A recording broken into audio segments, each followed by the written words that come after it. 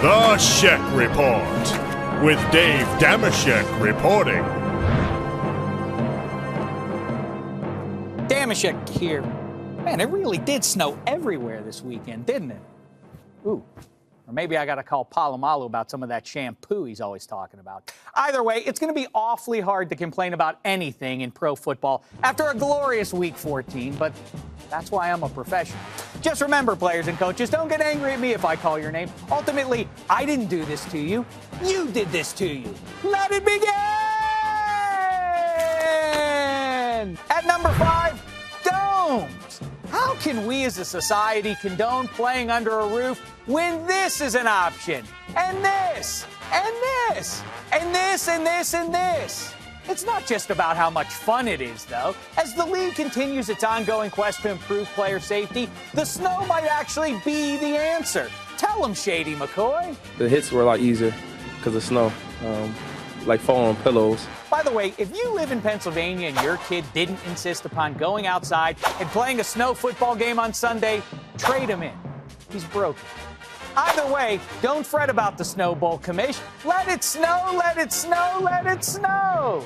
At number 4, the bowl game formerly known as the Las Vegas Bowl, which I guess has now changed its name to the Royal Purple Bowl. Sorry, college guys, but the pros beat you to it with Sunday's game in Baltimore. Purple pants, purple jerseys, purple hats, and one of the craziest endings to a game ever.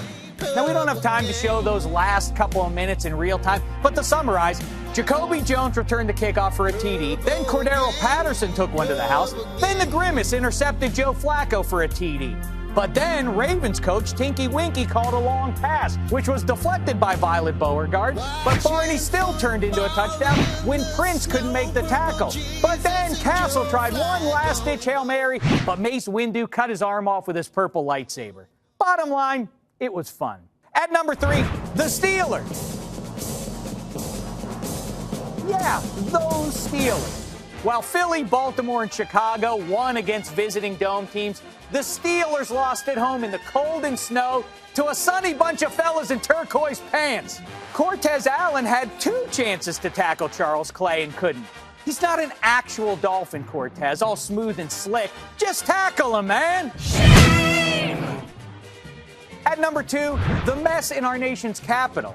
You know, this RG3 Mike Shanahan divorce has received more media attention than Brad and Jen. The only difference here is no one in the public seems to care. Shanahan's attempt to convince us everything's just fine is on par with Kellen Winslow's attempt to jump. Ironic for a guy who plays on a team called Jets. And that brings me to number 1 in this week's brown paper bag of shame, which goes to Peyton Manning for responding to questions about whether he's less effective in the cold by saying this. Whoever wrote that narrative can shove that one where the sun don't shine. You know, Peyton, that narrative ain't fiction. It's an autobiography penned by you and your 9-13 career record when it's under 40 degrees. But okay, you want it stuck where the sun don't shine? Here, let's stick it in the brown paper bag of shame. That's more or less what you meant, right? Peyton Manning doesn't play well in the cold. We'll keep it there safe and sound until February. We'll break it out in New Jersey. If you get there, I expect 3 things to be awaiting you. 1, cold. 2, snow, and 3, the Seattle Seahawks defense. Oh, boy. Good luck, Peyton. Till next time, try not to embarrass yourselves.